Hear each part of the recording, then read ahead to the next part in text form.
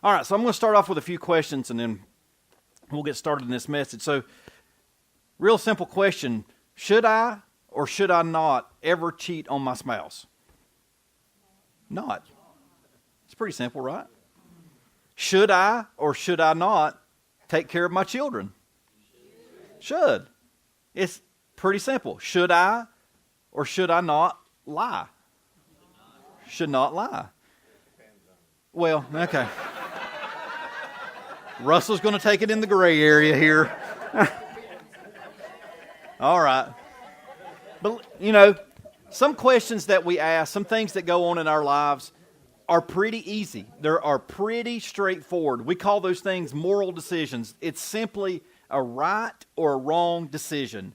And everything fits perfectly in a category when you have those kind of questions. It's very simple. There's no gray area unless, Russell answers and then there's some gray area. But for the most part, there's some things in our life that we wake up, that we think about every day that happen that are just simply right or wrong. No question whatsoever. I mean, there's nothing in there. Like I said, we call those moral decisions. But let me ask you another question. What if you go into work tomorrow, your supervisor calls you into their office and they tell you they have noticed all the hard work that you've been doing lately. And because of all that hard work, they feel like you are perfect for this new position that has came up. It's going to be a major upgrade in all your benefits, and there's going to be a 25% raise in pay. But the only thing is that the job is located on the other side of the country in Idaho.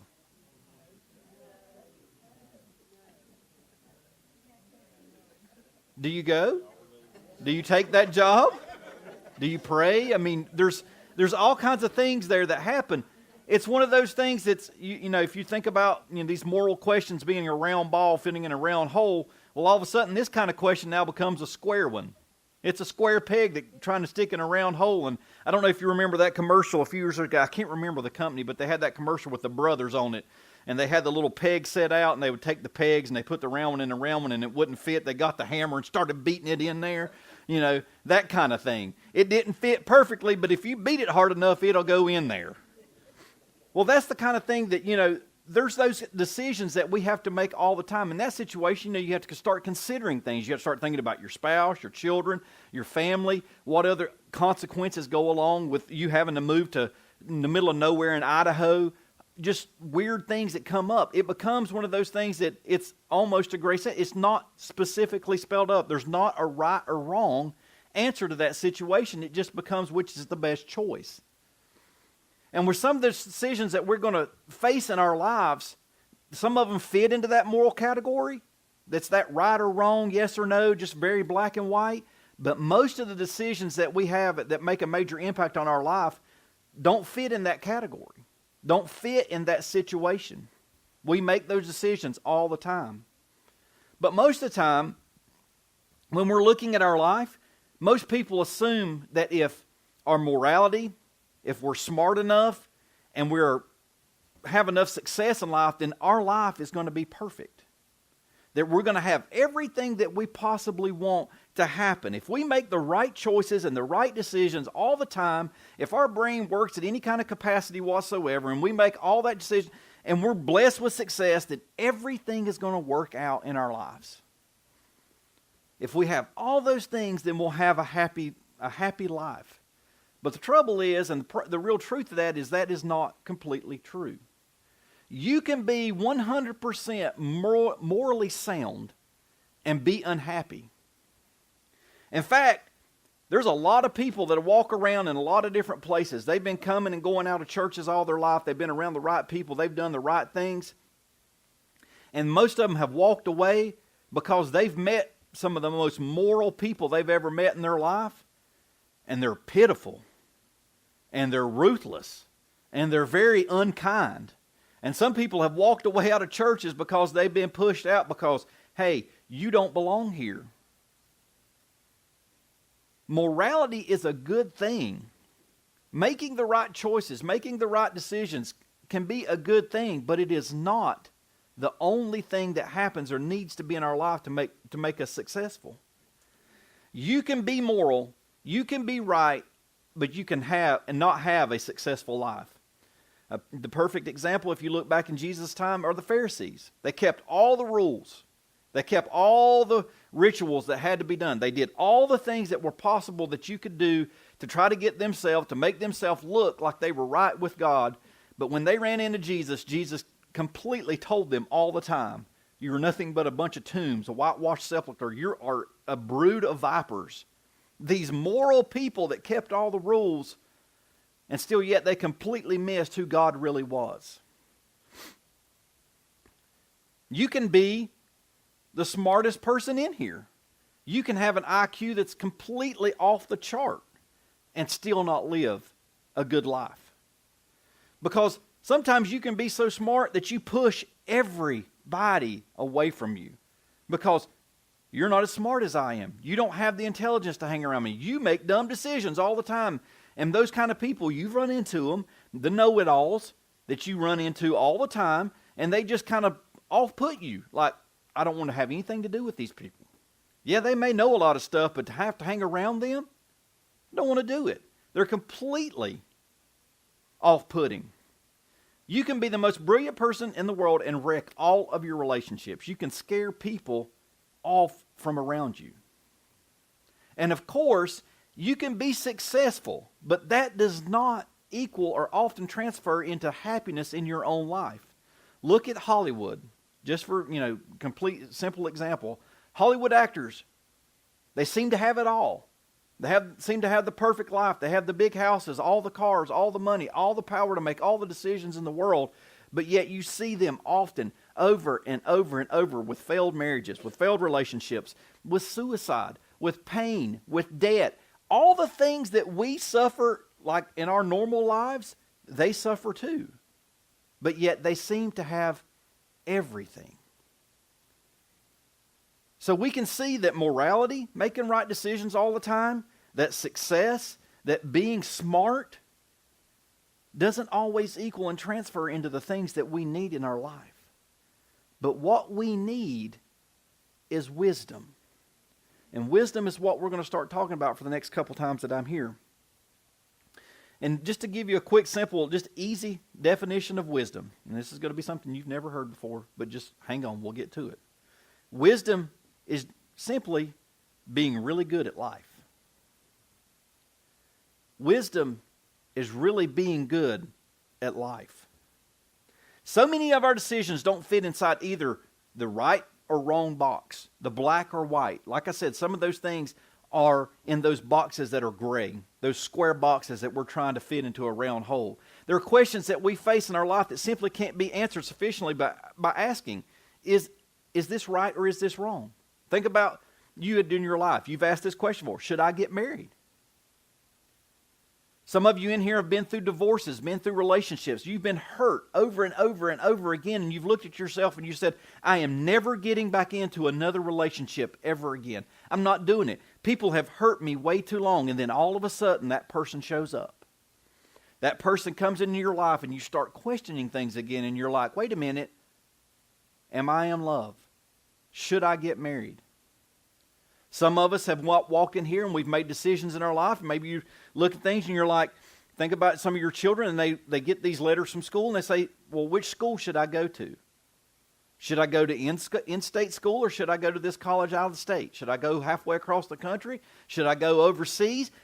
Which school should I go to? And if you're like other families that have been around, like Hannah and I, this question does not ever pop up. Should I have another child? We're having no more kids. Listen, y'all can try as hard as you want to. Y'all can, butter us up and say, oh, y'all look good. Y'all do good with 3 kids. Y'all need 1 more. Not happening. Ain't happening. No more kids out of the Hennessy household. Maybe some of you have been, going through life. Maybe you can't have kids. Maybe you've had all the kids that you want to say, and then all of a sudden the opportunity comes up. Maybe you say, should we adopt a child? Should we take a child from another country that's in poverty or something? Should we adopt or bring another person into our household? Here's one that you probably deal with all the time. Should we spend money or not? Now, this is one of those things that comes up all the time at my household. I'm one of those people, you should never spend any money. Ever. I'm just like, What happening? Why? Why do we ain't getting it back? You know, I live on that process like if you spend it, we ain't got it. So we don't spend a lot of money at my house unless Hannah sneaks and does it and says, oh, by the way, we invited some people to church today. By the way, y'all need to pray for me. We invited some people to church today. They showed up and took my wife shopping afterwards. What was the deal with that? I did. And I offered them lunch. And they stole my wife. And I'm like, I don't know. Anyway, should we spend this money or not? And all these decisions, like I said, it's one of those things that you have to start weighing. Is this the right thing? The wrong thing is the thing. There's so many factors that go in. There's no clear-cut answer to any of this. And what you need in that situation is wisdom. You need wisdom to make those decisions. How is this going to affect me long term? How is this going to affect the people around me? How is this going to affect my life? Again, wisdom is simply being good at life. What is this going to do to my life? Fortunately, the Bible isn't just a book of do's and don'ts. It is filled with practical wisdom. As a matter of fact, and you probably already realized this, one of the books in the Bible called Proverbs deals with nothing more than wisdom. It is the wisdom of Solomon. Proverbs was written by a guy named Solomon. He was a king and one of the wisest men that ever walked the earth. He was incredibly wise. And for most of us in here, if we have any biblical background, we would say he is the wisest man that ever walked the earth. In fact, leaders and kings would travel to Jerusalem. When I was going through, I don't know how to say this. It wasn't really seminary, but I had to go through these seminary classes for work at one time.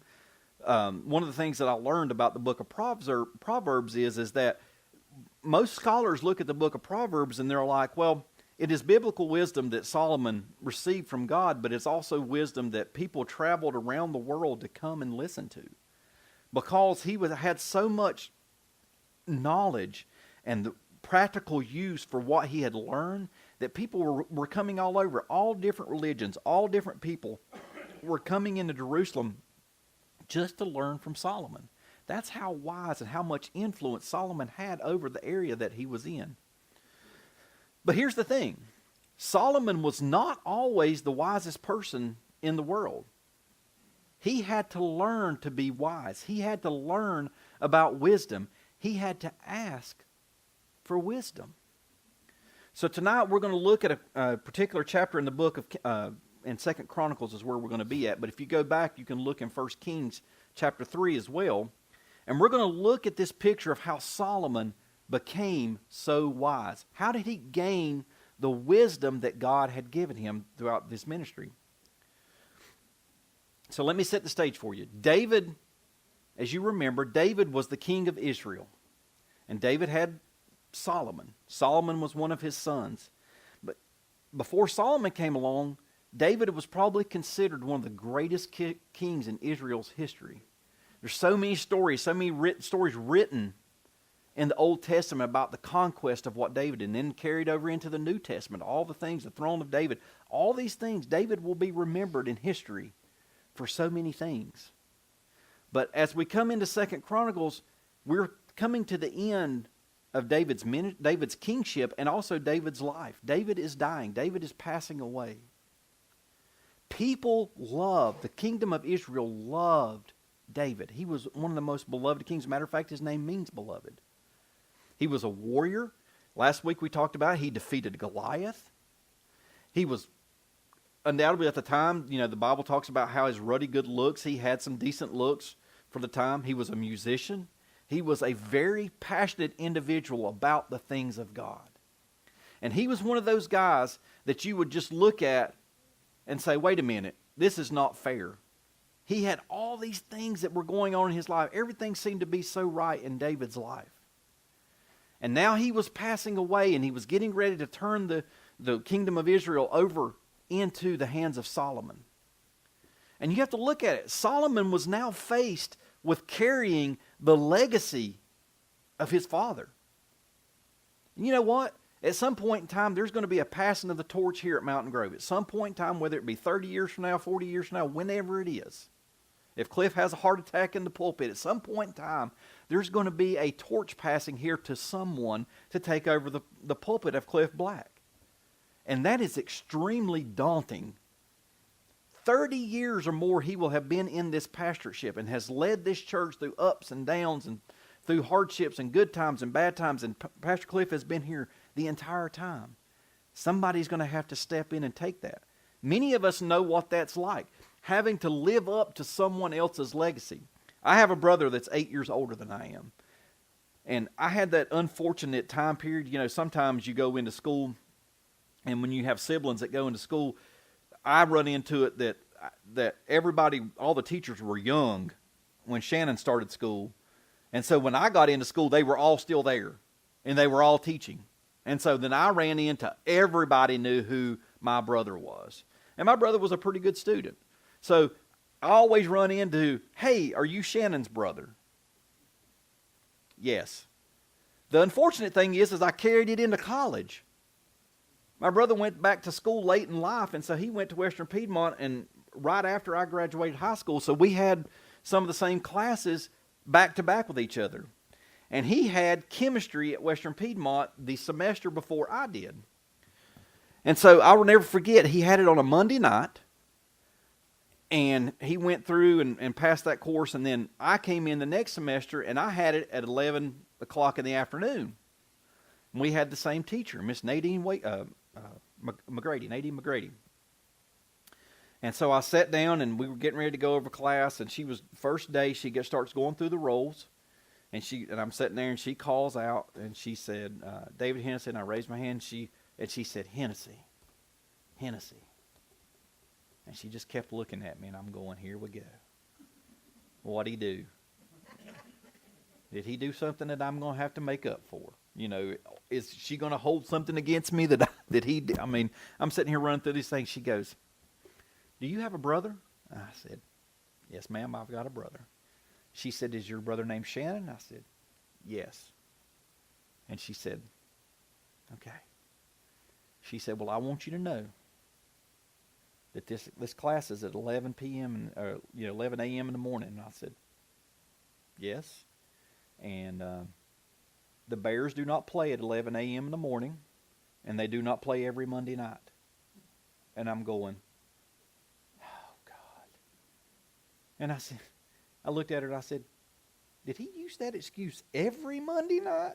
And she said, yes. And I'm like, and you bought it? And that was probably not the right thing to say, but I did anyway. So anyway, I passed, barely, but I passed. But I had to, when you come in behind someone and you take over someone's steps, you're following in somebody's footsteps, how somebody has done things. You can think about other relationships you've had in your life. People that have been married before and got divorced, when the next relationship comes around, all of a sudden there is for a time, there's this pattern of, well, the old person was like this, or I'm used to this, or I'm used to that. And there's this whole thing of having to live up to somebody else's expectations. So here's Solomon coming in, getting ready to come in to be the king of Israel. And he's coming behind one of the most successful leaders that's ever walked the face of the earth. But not only that, but he's walking into the middle of one of the biggest controversies that's ever faced the kingdom of Israel. Solomon had a brother. And Solomon's brother's name was, I'm going to mess this up, Adonijah. Okay? And Adonijah was Solomon's older brother. But the kingdom didn't want Adonijah to be the king. So as he was hearing that David was about to take his last breath, Adonijah was like, opportunity is here. I'm the next in line. I'm going to be the king of Israel. And so he gathers up as many people as he can possibly get to surround him, and he goes out into the people, and he starts declaring himself the king of Israel. And there's a few people that are around and are like, hey, whoa, wait a minute. Is this who's supposed to be the king of Israel? Well, so they do what every good person does. They go tell David's wife. And so Bathsheba's like, He's not supposed to be the king. And so then they go and tell David, and David's like, wait a minute, this is not supposed to happen. Solomon is supposed to be the king. And so he starts gathering up, and this is in First Kings, if you want to go back and read some other time, the first couple chapters. David grabs all the people up, grabs the prophets and everybody that he can, and he takes Solomon and he gets him pronounced king. And so now somebody runs back and they tell Adonijah, it's like, wait a minute, David has named Solomon the king. And Adonijah gets all upset, and he gets his people, and all of a sudden we have a meeting of the minds kind of basically happening. Everybody comes together. And Solomon's like, I'm the king. This is the deal. If you don't mess with me, you'll be fine. But if you mess with me, you're going to die. And Adonijah was like, okay. And so he kind of backs off for a minute. Well, then Adonijah goes into Bathsheba and is like, look, I only have one request. I only want one thing. And he asked for a woman, and he said, don't deny me. This is the only thing I want. I don't know all the backstory about all this. I mean, you read it, it doesn't make a whole lot of sense there, but when Bathsheba comes and asks Solomon about it, Solomon takes pain with that. And Solomon decides, we're done. And Adonijah is executed, gone. And so now Solomon is walking in as the king of Israel with all this controversy, all this stuff has happened, and everybody is looking around like, is this the guy that's going to lead us? We had David. We had God's man. And now all this mess has happened, and now Solomon is walking in to the kingship. Things are not easy. Things are chaotic. And Solomon's trying to reach around and figure out what has to happen. What do I need to do to lead these people? And so Solomon's trying to hold this whole thing together. His dad's dead. People are wondering whether or not he's the right man for the job. People are divided as to where their loyalties lie. So he gathers everybody together, and he gets them all together, and he heads off to prayer. And so we'll pick up in 2 Chronicles chapter 1 and verse 7. And it says that in that night, God appeared to Solomon and said to him, ask what I shall give you. Ask what I shall give you. Now guys, none of us, not one of you, unless there's something I've missed in life and y'all haven't come up and made some big grand testimony or anything about it, none of us that I know of have ever had this happen to us. None of us have walked into our prayer closet or our prayer time or any kind of time in our sleep, in the middle of the night, whatever, and had the God of the universe interrupt our prayer time and ask us, what should I give you? This is heavy. What should I give you?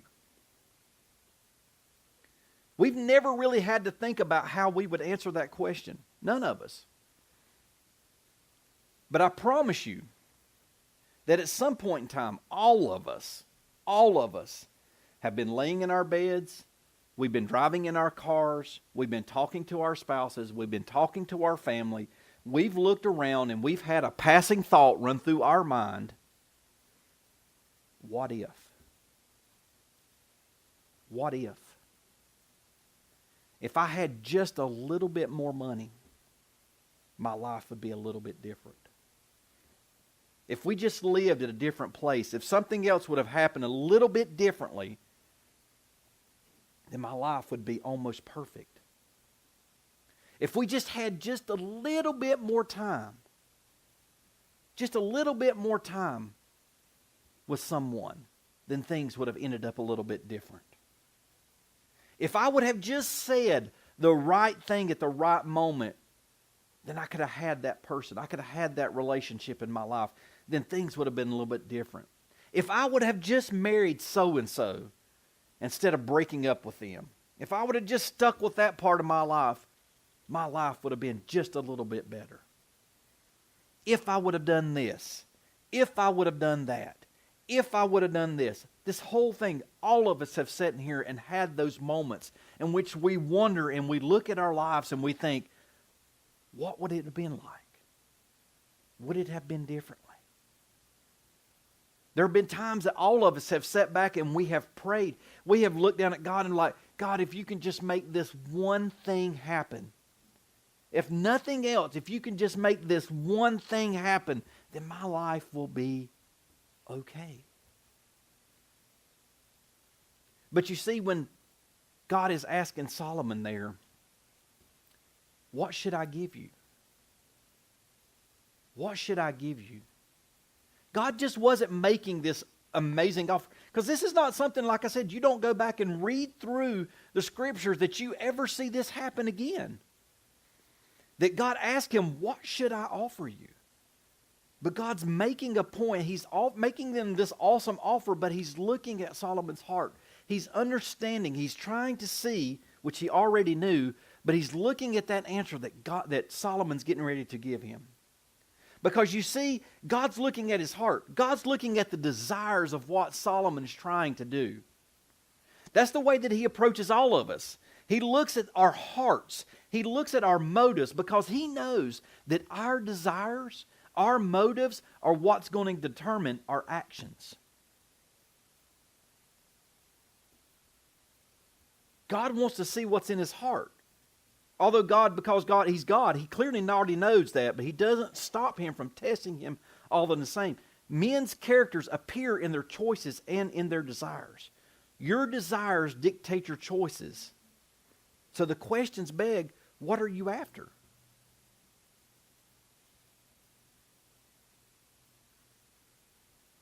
Think about this. Think about all the times in your life. Think about the things that have went around in your life, all the decisions, all the things that are going on.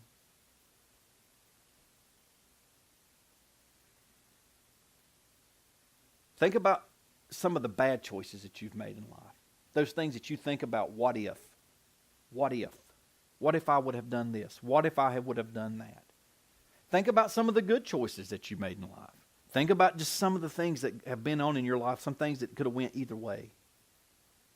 And I guarantee you, if you're honest with yourself, and you think about the bad decisions, the good decisions, right, all those decisions, every one of those decisions that you made at that moment, in that moment, was because you wanted to. Why did you do what you wanted to do? Because you wanted to. Why did you run around and do the things that you did? Because you wanted to. At that very moment, in that heat of that moment, you wanted to do it. Because that was the desire in your heart at that moment. Now, you may have felt the regret of it later, or the actions of it, or the weight of it later, but in that moment, that was the desire of your heart. Solomon's desire at that point in time was to lead Israel to the best of his ability. He wanted to lead just like his father. He wanted to make the right decision, the right choices at that point in time. Listen, he could have asked for money. He could have asked for riches. He could have asked for land. He could have asked for anything. God left the question open. What should I give you?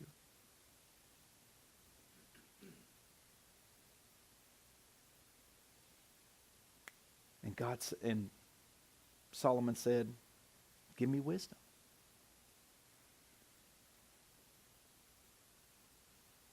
You've all done this. We've all been in that moment. Our desires mess with our judgments, and we've made stupid decisions. All of us. But Solomon looks at the situation in 2 Chronicles 1:8, and Solomon said to God, he said, you have shown great and faithful love to my father David, and you have made me king in this place. Solomon looked at the situation and had enough humility to look at the situation and say, you know what? I didn't get here by myself. You didn't put me here for no reason. I didn't wake up this morning and look over at all this situation and say, you know what? I want to be king. Now here's the thing. How many of you have woke up in your mornings, you've woke up in your days, you woke up in your life and you said, I want to be king. I want to be king. I want to make the choices. I want to make the decisions. I want to do the things that I want to do. The problem with that is you have to pay the consequences for the choices that you make as king. The king has to pay the price for the choices that are made. And Solomon, I think, had a moment of clarity when he was looking at the situation. He looked at all of Israel in disarray at this moment, and he's like, I didn't get here. You have placed me here. You want me here at such a time, and you have been great, and you have been faithful to love my father David, and you have made me king in this place. You see, wisdom recognizes, first of all, that maybe I'm not as wise as I think I am.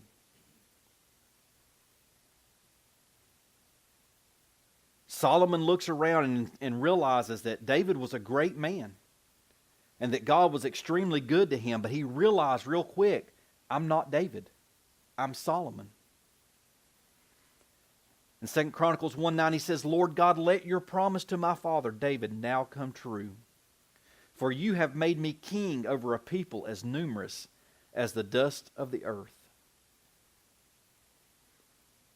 He looks at this task, he looks at these people, and he realizes real quick, if I try to do this in all of myself, if I try to do this in my human nature, if I try to step out and try to lead these people without your leading, I am going to fail miserably. We face decisions like this all the time that we are not equipped to handle. I look back at my dad's life. I tell you funny stories about my dad all the time. And I think it's absolutely amazing that my dad turned out to be the person that he turned out to be. My dad, his mom died when he was 8 years old. She got struck by lightning. Oddly enough, got struck by lightning. The lightning strike, I think, turned into cancer, and she died of cancer when he was 8 years old. My grandpa, which I never met, just listening to stories have been told, was an extreme perfectionist. Extreme perfectionist. And at 8 years old, my dad became the head of the house, basically. He had to cook. He had to clean. He had to do all the things that needed to be done before my grandpa got back home from work. And my dad always used to tell the story of the first meal that he ever cooked at the house. My grandpa went to the market and bought fresh fish. Put it in the refrigerator. Here's the fish. The fish needed to be cooked before I get home. That's all it was to it. So my dad, being 8 or 9 years old, literally, my son's 7, you can look back, 7, went into the kitchen, took the fish, put them in the oven, cooked the fish. Brought the fish. Grandpa got home. Fish was cooked. An 8-year-old cooks fish like an 8-year-old cooks fish. You don't scale them. You don't clean them. You leave the heads on them. You leave the eyes in them. You do what an 8-year-old does. You put the fish in the pan and you cook it. With no instruction, that's what you do. It's a wonder he didn't burn the house down. Okay? But when my grandpa gets home, my grandpa is so infuriated that my daddy didn't have the sense to skin the fish or take the scales off of them and cut the heads off of them that he took them and threw them out in the yard and began to throw a fit because he didn't do it right. Okay? We walk around in this life sometimes just like that. We walk around with the wisdom of an 8-year-old. We don't want to admit it. because we're all big and bad and we've lived this life a long time and you can't tell me what I need to know and you don't have a clue what I'm going through. And we do this all the time. I'm guilty of it of myself. Think about all those classrooms that you've ever sat in your entire life. The teacher starts talking about something. Let me give you a good one. Algebra. How many of you in here know how to do algebra or remember how to do algebra? Okay? I can do algebra, all right? Math was my thing. My dad told me in the 5th grade, when I started learning algebra, the 5th grade, my dad said, "You're on your own, big guy." He said, "If you need help, you let us know, we'll get you help." He said, "But as soon as they start putting letters in mathematical equations, I'm done." And I'm like, okay. But how many classrooms did you sit in your lifetime when the teacher says, "Is there any questions?" And all of you sit around and you're like, "I'm not raising my hand. I don't want to be the idiot. I'm not letting everybody know that I don't have a clue of what she's talking about." And so you sit there and you put your arms in here and you sit back and they're like, "Any questions? Any questions? Any questions?" Going once, twice, third, sold. And they go right on to the next subject. Test time comes around and you make a 40. Because you have no idea what you're doing, don't have a clue what she talked about 6 weeks ago. We are not equipped to make some of the choices and decisions that we make. Our parents didn't teach us everything. We're not prepared to face all those things. Life is filled with these decisions that are difficult. They're not the easiest thing. They're not black and white. They're not just perfectly fit into a yes, no, right, wrong situation. But Solomon in this situation, the first step to turning towards wisdom is to admitting, "I don't know. I don't know. I don't know what to do next."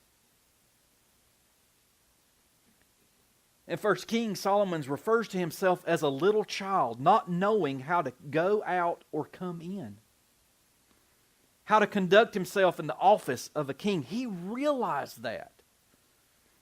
Solomon asked for a hearing heart that would qualify him to judge. And here's the thing, guys. Look around. You think some of the things that we do, some of the decisions that we make, you look at other people and you think, well, that's just common sense. Listen, common sense ain't that common. It ain't that common. You look around and you know that you've went to Walmart and you've said, didn't his daddy tell him better than that? Did her mama never tell her she should not come out of the house looking like that? I'm 40, and I've got a daughter that's 3, and I still walk around to this day, and I see some of these kids that walk out, and I'm thinking, I'll look at, and you can ask my wife, she just laughs at me all the time.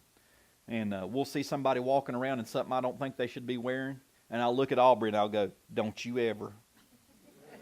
Don't you ever.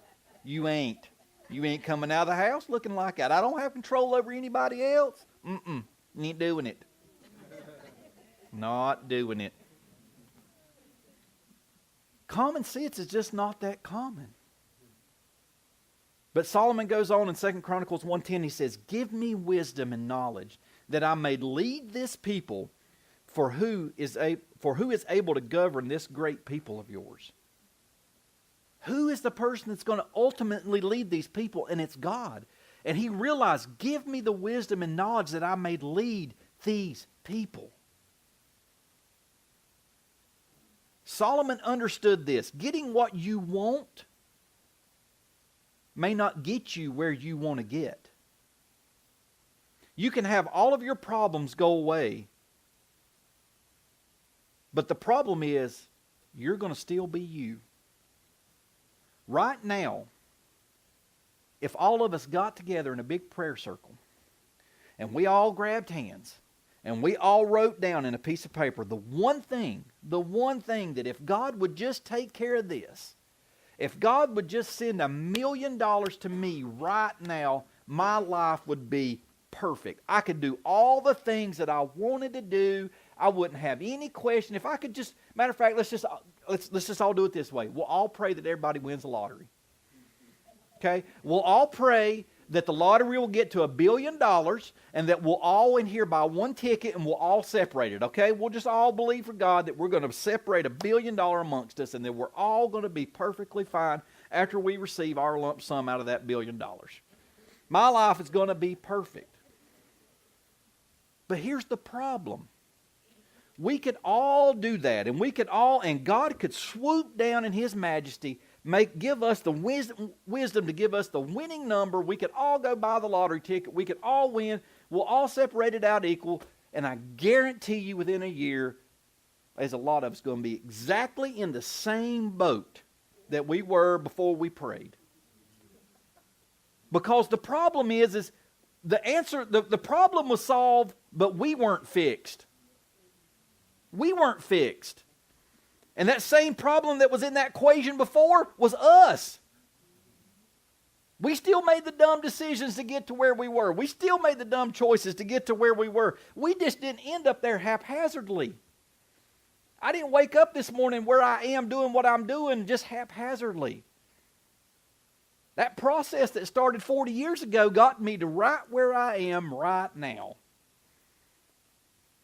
And unless I fix that problem or fix the desires and the motives of my heart, I can have all those things taken care of, but I eventually am going to end up in the same situation over and over and over again.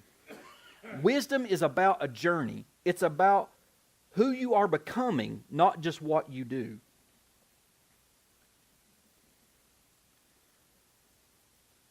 Second Chronicles 1:11 says, God said to Solomon, since this is your heart's desire.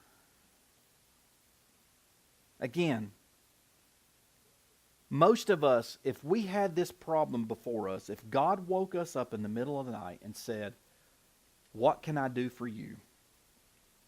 Just like the genie. You've rubbed the bottle, the genie's popped out.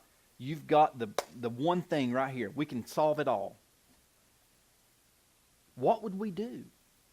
What would we think about? Again, most of us quickly would think about wealth, possessions, honor. Some of us may think about revenge for our enemies. Something would come to us. We would think that some of these things would just get this one thing out of the way. If I could just get this one hindrance out of the way.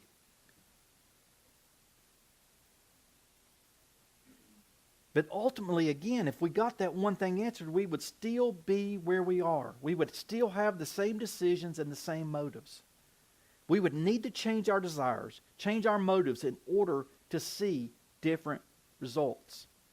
2 Chronicles 1:11-12 says, God said to Solomon, since this is your heart's desire, and you have not asked for wealth, possessions, or honor, nor for the death of your enemies, and since you have not asked for a long life, but for wisdom and knowledge to govern my people over who I have made you king, therefore wisdom and knowledge will be given you.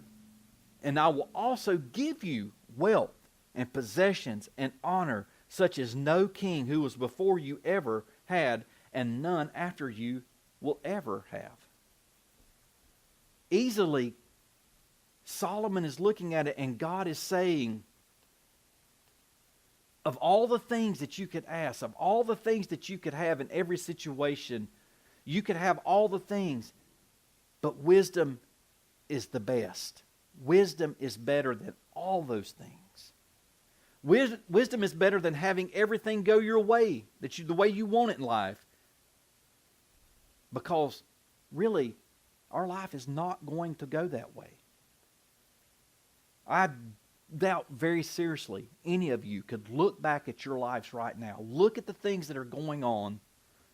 Look at all the things that you've been through. And in your wildest imagination, if you were 18 years old and you had a piece of paper, matter of fact, I may make my kid do this just so I can point at and laugh at him when he gets to be my age.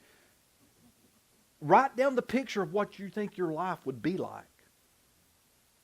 My 18-year-old self would have wrote something down, and it would have not been this at all. It would have not been standing in a pulpit. It would have not been teaching. It would have not been anything compared to what I'm doing now. I'm happy with my life. I'm content in my life. I love the life that I live in. But it is not the exact picture of what I thought it would be when I was younger. And it's probably better that it is this way now than it was the way that I would have wanted it to be. Wisdom is better. Proverbs 8:10 and 11 says this. It says, receive my instruction and not silver, and the knowledge rather than choice gold. For wisdom is better than rubies, and all the things one may desire cannot be compared with her. Wisdom is the best. Proverbs says that wisdom is the principal thing. It is the one thing that if we will grab hold and look at, that it will lead us into everything. It will help us get through life. It will help us make decisions. It will help us make choices. And here's the awesome thing about it. As we begin to walk in wisdom and we begin to walk in the things that God called us to be, we can help others do the same thing. It's one of those things that I look back at that I don't know that my dad ever did on purpose. I think he did, but I'm not real sure that he did it on purpose. But you've heard me tell you that he used to make us go, and I would always call it suffering silence. He would make us go and sit. We used to go, how many of you ever went to or ever heard of Clont's Shoe Shop? Did everybody in Morganton? Clont's Shoe Shop. Everybody hear Clont's Shoe Shop? Okay. If you did or you didn't. George Clont used to run Clont's Shoe Shop. He was an old man when I met him, and he run that shoe shop forever until somebody took it over from him, and then we used to go in there and hang out when that guy took it over too. But it was just literally, it was like going to Sane's Barbershop in downtown Morganton. It was just like the people would gather, and they would get in there, and they would tell crazy stories. And it was just some fabulous things that I have learned in life sitting in amongst all those people. But my dad would make me and my brother, and we would go sit at the shoe shop, and we'd listen to them old men talk about the craziest things. Okay? Craziest things. And I remember quite a few of them. But you know what? I remember them. I'm 40 years old, and I remember some of the things I learned when I was 8 or 9 years old because those old men would share some of their stories. And those stories didn't have anything to do with, like, they weren't trying to sit down and teach me anything. But I've learned a lot in listening to some of those stories.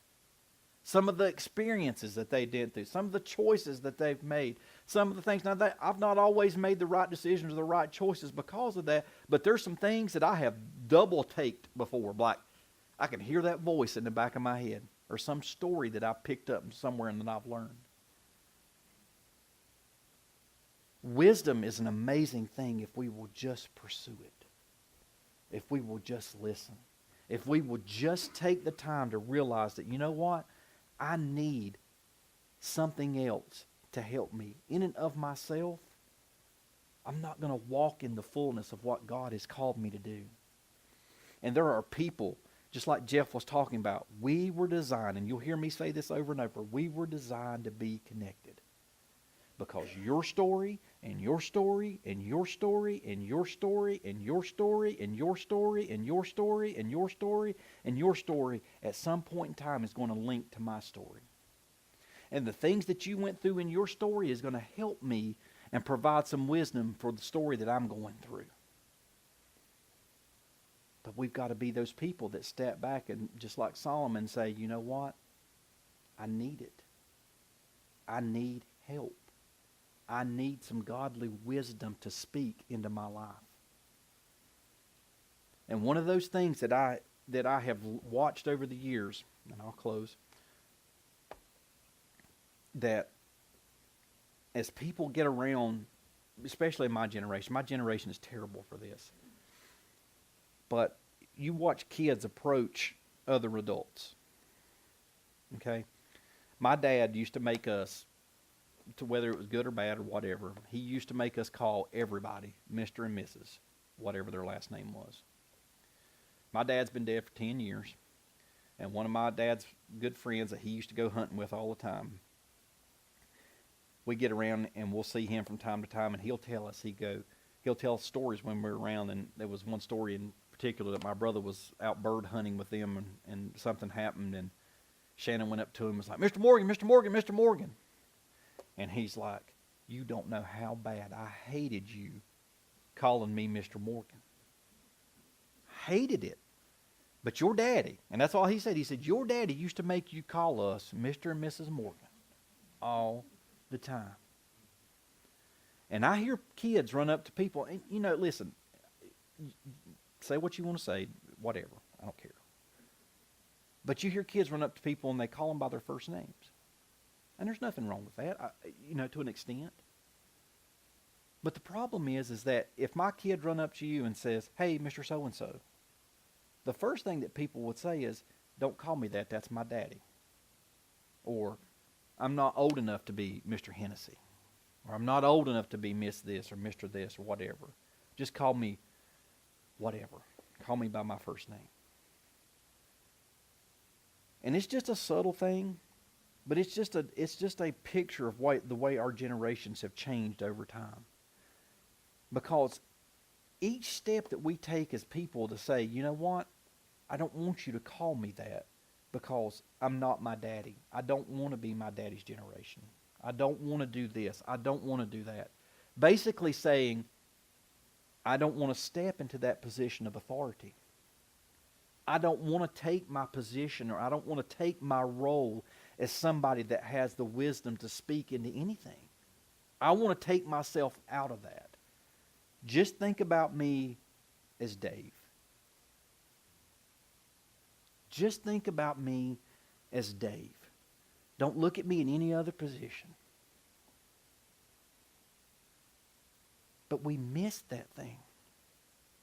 We missed the idea that, listen, you've got a story to tell. And there's wisdom in your story. There is things that God has taken you through that maybe I'm getting ready to go through. Maybe there's choices that I need to make that you've already made, and whether it be right or wrong, you may have made those choices, and you can help me in the situation that I'm getting ready to go through. But you have to be willing. You have to be willing to say, yes. When somebody walks up to you and says, can I help? Can you help me? You have to be willing to say, yes. Take that position that God has placed in you. Take that thing that God has done for you in your life. Place it on the forefront. Place that picture in front of you that, listen, yes, I'm 40. I don't feel 40. People tell me I look 55. Whatever. I tell people all the time, I've been 48 for so long that it ain't been funny. Because you ask me, how old do you think I am? 45, 48. I've been getting that since I was about 27. I'm over it. I am completely, absolutely over it. But I'm 40. And I think about it, and I'm like, where is that, in my generation, you look back, and I look back and I think, when is that magic time? When is that time that I'm supposed to step into that point where I'm the authority? When does that happen? Is it a magic number?